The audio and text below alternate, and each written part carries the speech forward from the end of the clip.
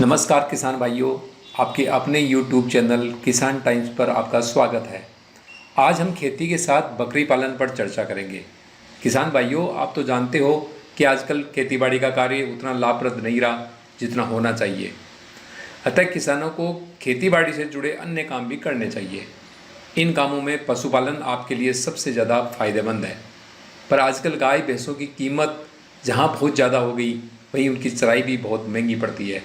ऐसे में बकरी पालन आपके लिए सबसे बड़ा फ़ायदे का सौदा है। चूँकि गाय और भैंस के मुकाबले बकरी की कीमत कम होती है। एक गाय या भैंस की कीमत में कई सारी बकरियां खरीदी जा सकती है और बकरी की चराई भी कम पड़ती है, उसकी कीमत बहुत कम होती है चारे की, और बकरी से मुनाफा ज़्यादा मिलता है।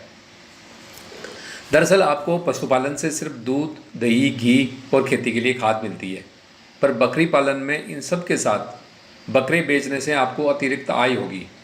आपको बता दें, भारत मांस का बहुत बड़ा निर्यातक देश है और मांसाहारी लोग सबसे ज़्यादा बकरे का मांस खाना पसंद करते हैं।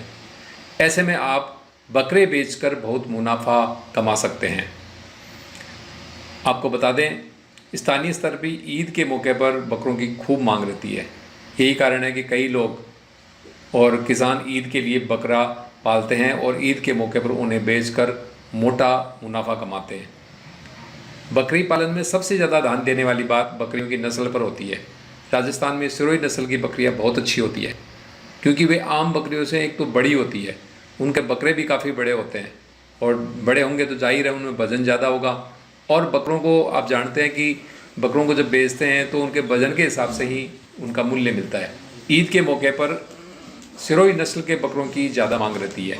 यही कारण है कि ईद के लिए पाले जाने वाले ज़्यादातर बकरे सिरोही नस्ल के होते हैं, क्योंकि वो बहुत बड़े बड़े होते हैं। ईद के मौके पर जो भी बकरा खरीदेगा उसको कई जगह मांस भेजना होता है, तो वो चाहता है कि मैं बड़े से बड़ा बकरा लूँ।